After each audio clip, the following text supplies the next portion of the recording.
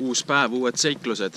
Täna olen siis kaardistamas tuleviku tarbeks linnuraba ja ikkagi sellel eesmärgil, et seda inimestele ühel hetkel näidata, sellest rääkida ja otsida välja ka mingisugused põnevamad kohad. Et siis on nagu oma peas väga hea sellisteks matkadeks ette valmistada, kui sa tead, mis on need maastikud, mis on need detailid ja nüansid seal ja kuidas siis seda kõike nagu oma selliste ideede ja mõtetega kuidagi kokku üheks tervikuks siduda. Ja hakkasin siit maantee pealt tulema vaikselt. Tavaliselt nendesse rabadesse sisse pääsemine on väga raske kuidagi. Need on jutumärkides vallikraavidega ümbritsetud ja metsad nende ümber on tihedad. Siin on mul hetkel üsna hästi läinud, et on näha, et siin läheb mingisugune metsasiht. Aga ma tean juba varasema kogemuse pealt, et midagi siin hõisata liiga vara ei tasu. Et vaatame, kuidas sellega läheb. Ja olemine on täna natukene uimane. Ma oleks pidanud tegelikult mitu tundi varem siia jõudma, aga hommikul olin üsna väsinud omadega, sellepärast ma sain kuskil kella 4 ajal magama ja 9 olin endale äratuse pannud. Põhjus siis selles, et eile oli üks märkimisväärne öö. Kes ei ole veel näinud, siis mu Facebooki lehel on mõned jäädvustused eilsest virmaliste mängust. See oli selles mõttes väga eriline õhtu ikkagi, et mul ei olnud alguses mingit plaani kuskil minna, isegi mitte niisama pildistama. Ja ühel hetkel siis jõudis minuni info, et õues on virmalised. Ja tegelikult olles ise virmaliste grupi selline, ütleme, suhteliselt sagedane jälgija, siis ma ei ole nagu viimasel ajal sellist võimast virmaliste mängu kuskil täheldanud ja sellise kerge rohelise kuma järgi mul ei olnud nagu isu minna. Pealegi mul ei olnud ühtegi head kohta mõttes, et pigem on need alati olnud sellised juhuslikud käigud kuskile põldude vahele. Et mingisugune valgus ikkagi hakkab reeglina segama. Ja lõpuks mõtlesin, et tühja kah võin minna. Mis seal ikka? Panin asjad kokku. Olin võib-olla mõned kilomeetrid Raplast välja sõitnud ja vaatasin, et kuu on taevas, paks udu on, tundus, et kõik see selline üsna intensiivne valgus sööb ka viimase selle rohelise kuma ära ja sel hetkel ma otsustasin, ma loobun virmalistest.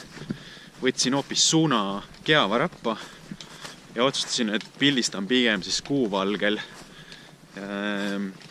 sellist kergelt härmatises rabamaastikku ja siis eelkõige sellised männid ja laukad ja samamoodi seal on selline lagunenud laudtee, et sealt annab nagu kokku põimida päris huvitavaid kombinatsioone.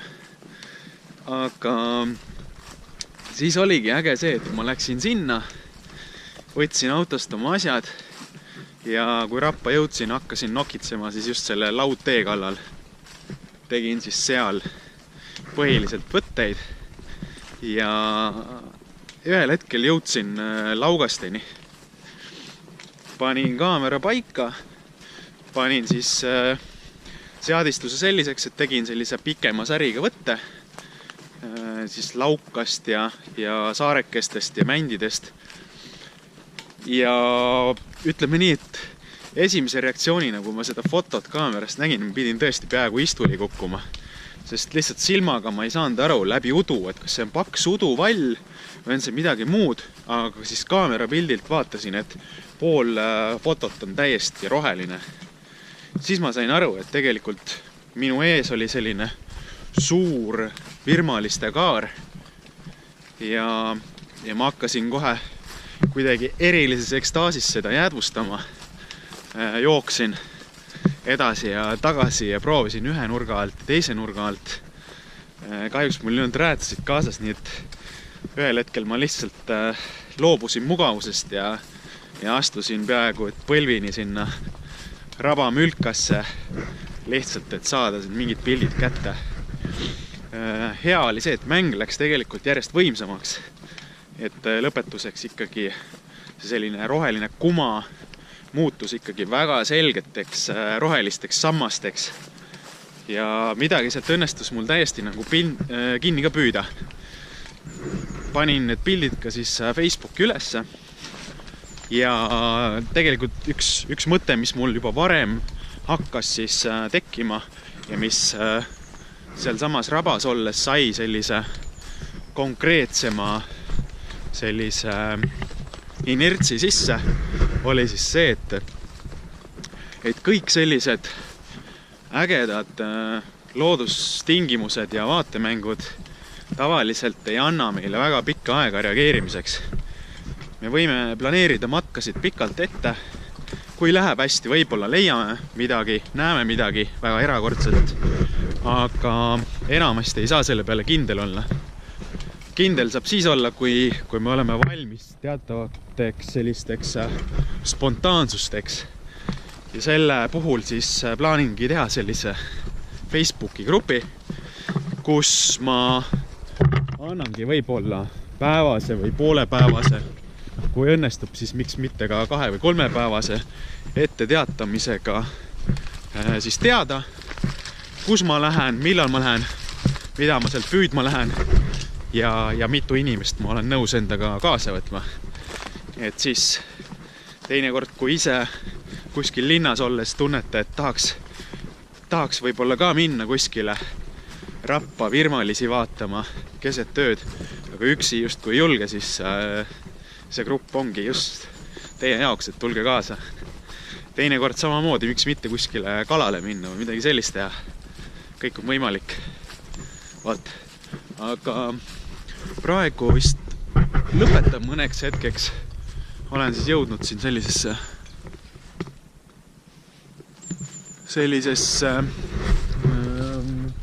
teede sõlmpunkti ja loodan, et järgmine ülesvõte on siis juba kuskilt raba pealt. Nagu ma juba mainida jõudsin, siis millegipärast on ikka nii, et just need Lääne-Eesti ja Kesk-Eesti rabad on just sellised, et kuna nad asuvad ikkagi valdavalt sellisel madalal maastikul, mitte kuskil küngaste vahel, siis tekib see paradoks ikkagi, et raba on ümbritsevast maastikust kõrgem ja kõik see üleliigne vesi voolab sealt alla, nii-öelda valgub ümbritsevatele aladele. Ja see tähendab seda, et peaaegu alati on siinsete rabade ümbruses sellised nii-öelda vallikraavid, et kuiva jalaga on ikkagi väga raske läbi saada, kui sul kummikuid ei ole. Ja hetkel ma vaatan, et siin läheb isegi kummikuga see asi väga piiripealseks. Et see on ikka täiesti uskumatu. Võib-olla see samas on ka väga hea, sest see omakorda muudab need Raplamaa rabad selliseks väga müstiliseks, salapäraseks. Igaühel siia ikka asja ei ole. Natuke pead teadma, kus sa astud. Raba ümbritseb siis selline soine ring on ümber piirderõngas. Või siis teistpidi mõttes värav. Sain sellest piirderõngast läbi ja nüüd on näha, et kohe läheb maastik kuivemaks ja siin minu ees juba mändide kasvu järgi on näha, et raba on sisuliselt ukse ees, võib öelda. Nii et kummikud ja natuke kannatust ja kui need elemendid on olemas, siis raba uksed on igaühele valla. Siin on ka kusjuures näha seda, siin on metsa istutatud. isegi täitsa on midagi kasvama näinud.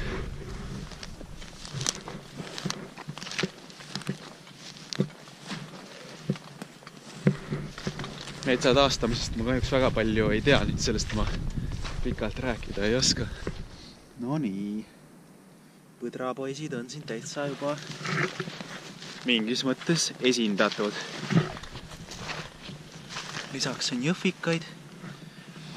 Millegipärast arvan, et need on siuksed pehmeks läinud.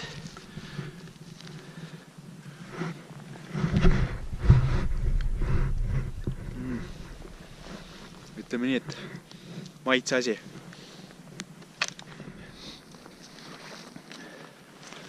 Olen jõudmas siis lõpuks rabaservale.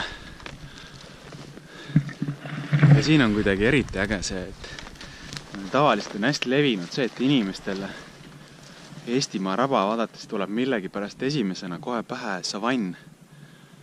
Ja siin tegelikult ringi vaadates tõesti tekibki midagi sellist, et see justkui seostub millegi sellisega, mida me oleme harjunud nägema telerist ja kuskil teises kohas meie planeedil. Et see selline taimestik, mis siin on, tekitab sellise kergelt kuivanud efekti ja need puud samamoodi. Väga sellised muinasjutulaadsed võiks öelda.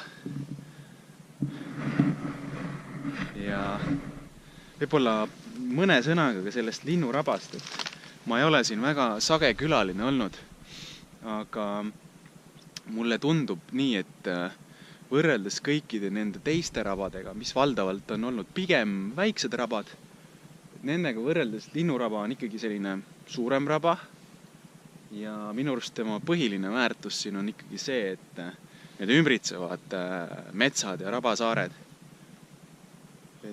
Et küll nimi on linnuraba, aga ma arvan, et siin on ka selline looma kohtamise või nägemise potentsiaal ikkagi väga palju suurem kõikides nendes eelnevates rabades, kus ma hulkumas olen käinud. Muidugi väga äge oleks, kui mul õnnestuks täna ka kedagi konkreetselt kaadrisse saada. Ja kui ma siin niimoodi edevalt kogu aeg seletan, siis see tõenäosus nii väga suur ei ole. Aga loota ju võib. Ja kotkad elavad siin ka, nii palju ka infoks. Ma arvan, et isegi tasub siin kaameraga väikesed ülesvõtted teha. Seekord kulgen siis natukene teistmoodi. Ma ei lähe otse rappa sisse, vaid otsustasin, et matka esimese poole hoopis uurin neid ümbritsevaid metsamaastikke. Siin on ka suurem tõenäosus mõnda looma kohata. Ja nagu näha, siis tegelikult põdra jälgi on kõik siin paksult täis. Ja ikka korralikult on tallatud.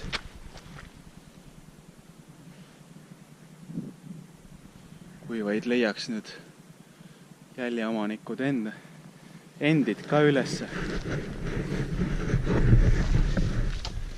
Aga võib-olla veel üks väike mõttekäik, et kuna ma ise parasjagu käin just alustava ettevõtja koolitusel, et oma selline matkahuvi ja kirjutamishuvi ja fotohuvi ja videohuvi kõik üheks komboks kokku formuleerida, siis selle valguses kummitab mind üks selline mõttekäik, õigemini küsimused, et kes ma olen ja kus ma lähen.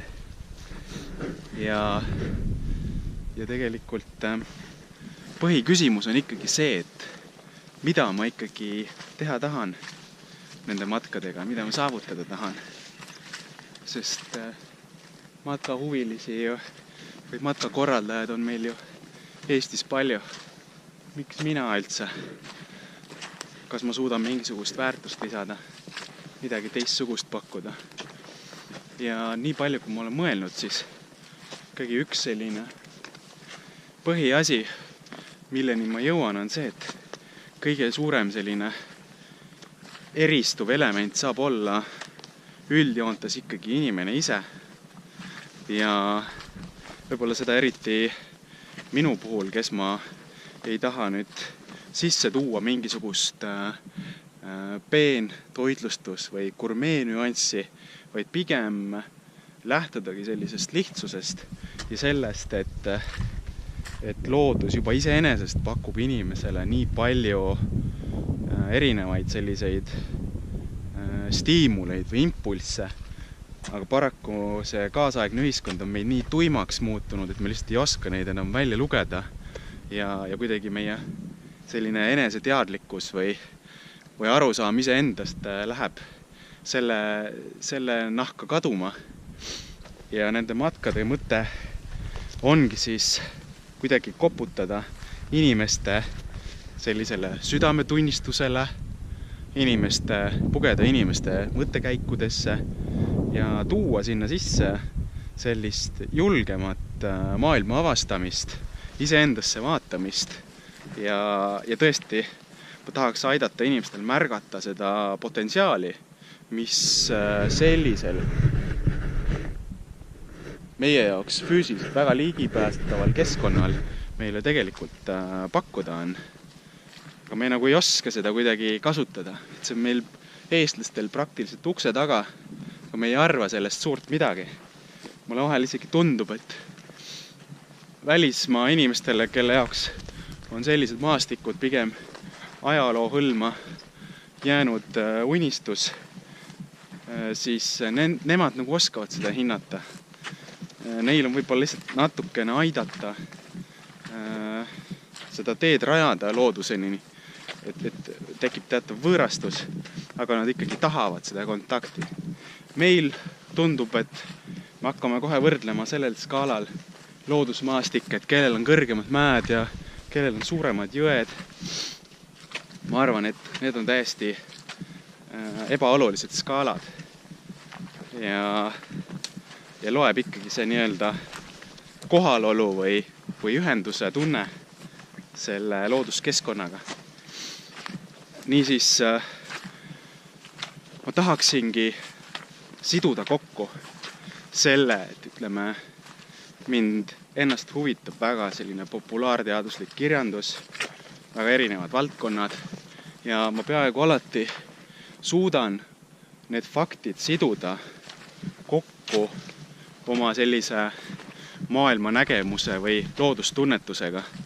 Ja kui ma suudaks seda piisavalt hästi inimestele serveerida, siis ma usun, et ühel hetkel on mul võimalik nihutada inimesi sellises arenguahelas selles mõttes järjest kõrgemale, et kui esialgu tuleb matkale inimene, kes üksi ei julge kuskile minna, siis võib-olla pärast mõnda matka ta oleks nõus tulema minuga juba grammi võrra nii-öelda kangemale matkale, kus ei ole enam nii lihtne liikuda, kus on rohkem ebamugavust, aga tal on olemas juba see selline baastunnetus loodusest ja ühel hetkel tõesti ta on valmis täiesti ise minema ja avastama, ise öösel metsades kondama ja kui me selleni jõuaks, siis ma arvan, et minu selline suurem missioon oleks täidetud. Et tegemist ei ole lihtsalt ühe eraldi matkaga. Ma näen lihtsalt, et nende üksikute matkade tegemine on oluline lähtekoht, aga sellest võiks pikemas plaadis saada siis mingisugune suurem selline protsess, mingisugune terviklik ring või tsükkel. Sellised keerulised mõtted. Ja ma usun, et sellist lähenemist on üha rohkem vaja, kus lisaks sellele, et ütleme täna meil on sellise pigem sportliku suunitlusega matkakorraldajaid, kes teevad väga tänuväärset tööd ja ka sealt saab alguse selline esmane kokkupuude loodusega paljude jaoks, kes muidu elavad linnas, siis teine suund oleks ikkagi see, et selle sportliku soorituse hindamise kõrval tuua sisse ka rohkem sellist vaimsust või ütleme sellist teadlikkust ja tunnetust, sellist julgust mõelda asjadest omamoodi ja proovida siis maailma tõesti omal käel nagu avastada. Sellised ühest küljest keerulised mõtted, teisest küljest ma ütleks, see kõik tundub väga loogiline. Nüüd on minu küsimus ainult selles, et kuidas ma suudaks oma sellist eristuvust kõigepealt ise aina selgelt tuntavamaks teha, nii-öelda arendada ennast selles. Ja teine küsimus, kuidas ma suudaks seda kommunikeerida teistele niimoodi, et see ei ole mõeldud lihtsalt matkana punktist A punkti B. See on mõeldud ka rännakuna mingis mõttes iseendasse. Ja selliste asjadega ma siin järgneva kuu või poole teise jooksul maadlema pean. Ja kui sul tuleb mõtteid selles osas, siis kirjuta mulle või tule matkama, arutleme nendel teemadel pikemalt. Ma tunnen, et ma olen nii palju pläkutanud, et ma vahelduseks olen vait ja näitan hoopis seda raba.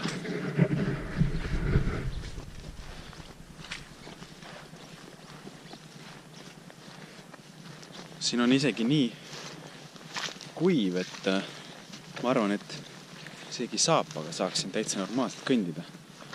Ma ei ole hetkel isegi räätsasid jalga pannud.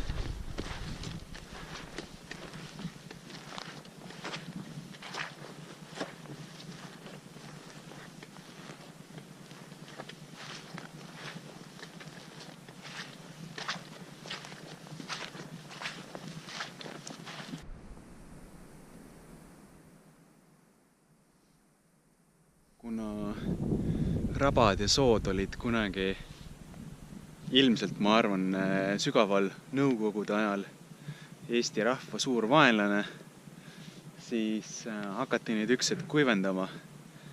Ja seetõttu ongi nii, et mõned rabad ei olegi tänase seisuga kaitse all, kuigi ütleme nii, et enamik neist siiski on. Ja sõltuvalt sellest, kui kiiresti need kaitse alla suudeti võtta või kui kuivaks suudeti nad enne seda kaitse alla võtmist teha, et siis iga raba selline olukord on erinev. Et nagu ma ennest ütlesin, see raba tundub üsna kuiv. Kuiv ilmselt sellepärast, et nagu siin näha on, siin on selline kuivendussoon sisse tõmmatud ja vesi juhitakse siis siit raba pealt ära sinna alla metsa ja sealt juba edasi kraavidesse ja lõpuks ilmselt kuskile jõgedesse välja. Et ühest küljest see tundub tore, et sa vaatad, puud on kohe siin kuivemal alal palju kõrgemad ja võimsamad. Aga sellise ökosüsteemi seisukohast on tegemist ikkagi lõhkumisega. Aga mulle tundub, et sellest on räsitud just konkreetselt see üks rabanurk. Seal keskel on ikkagi laukaid ka ja ma loodan nendeni ka ühel hetkel täna jõuda. Ja ilmselt seepärast, et siin on kuivem, on ka suurtel sõralistel siia rohkem asja. Loomadele peaks see tegelikult sobima. See asi, kas nad minusugust lärmakat inimesed praegu välja kannatavad. Olen ammu kuskil teisel pool raba. Kaks huvitavat asja kohe ära mainida. Kõigepealt, miks Rabasaar on Rabasaar? Sellepärast, et ta tõesti on nagu saar, et ta on ümbritsevast palju kõrgem ala. Miks see Rabasaar on siin omamoodi? Ma ei ole siin kunagi käinud ja vaatan, et siin on inimese kätt täitsa näha. Keegi on siia püstkoja teinud.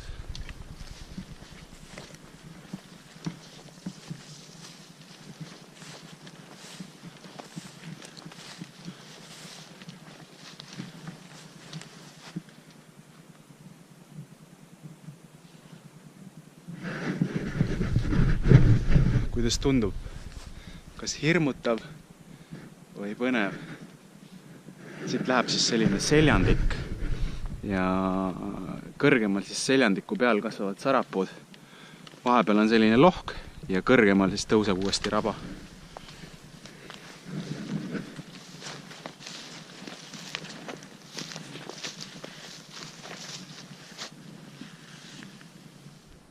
Ma ei tea, kuidas see tundub.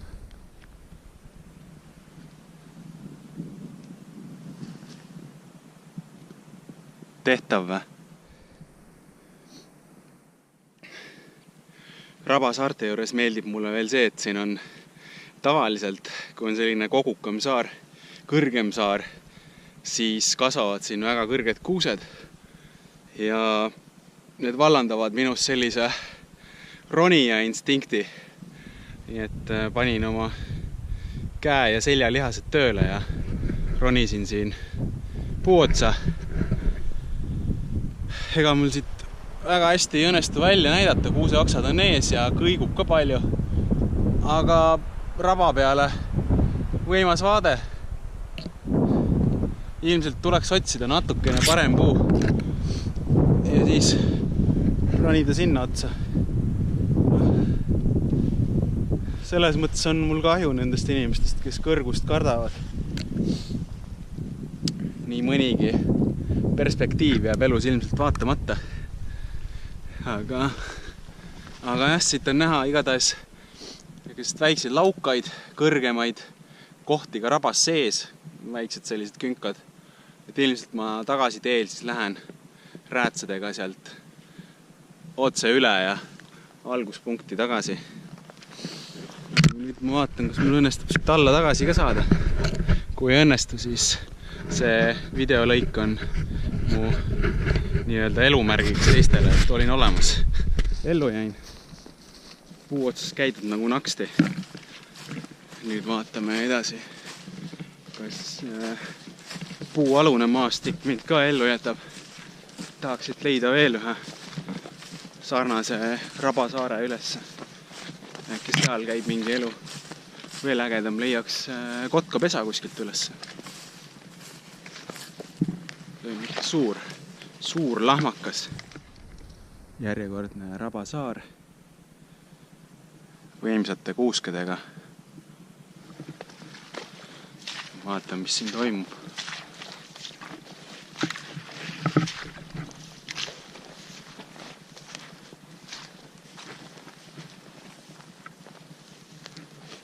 Kuidagi selline kummaline aura on minu arust nendel Raba ja Soo saartel. Kuidagi niimoodi omas rütmis see kulgemine käib sinna.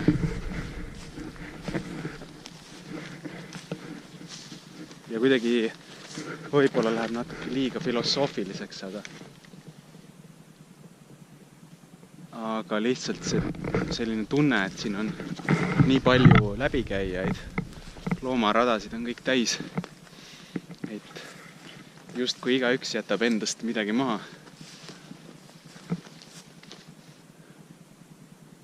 Tõsiselt võimsad kuused.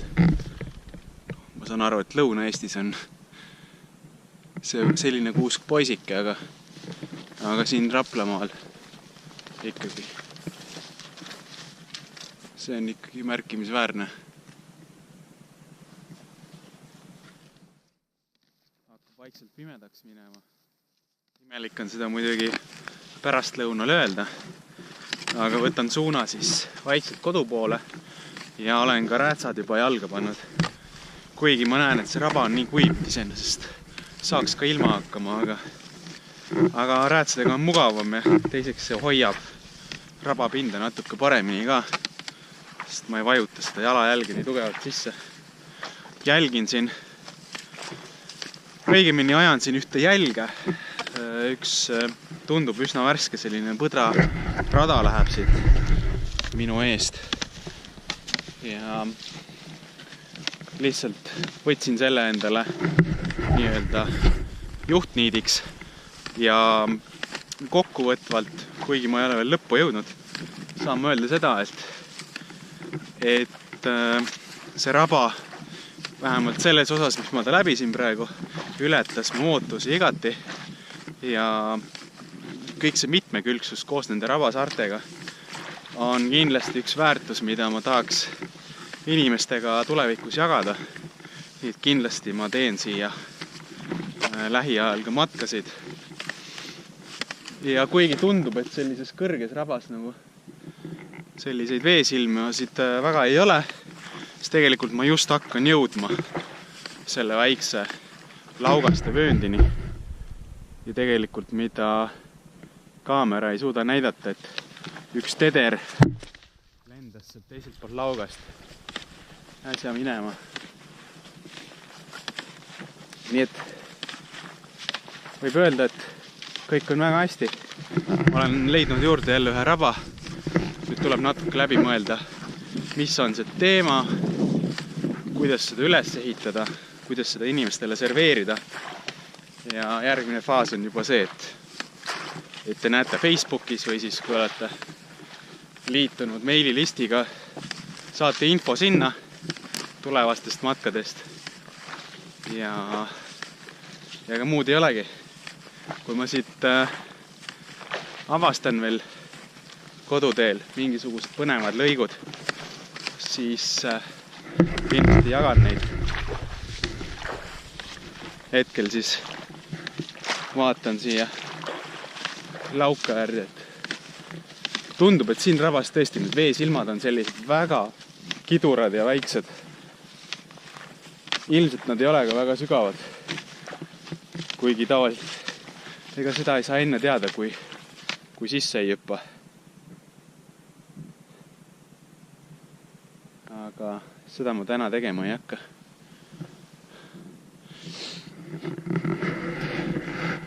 Nii et egas midagi, ma arvan, et varsti kohtume matkal ja kui mul on veel mingisuguseid mõtteid, mida jagada, siis teel sinna metsa ma teen veel mõned lülitused. Kui ei ole, siis see on viimane sõna minu poolt ja side lõpp.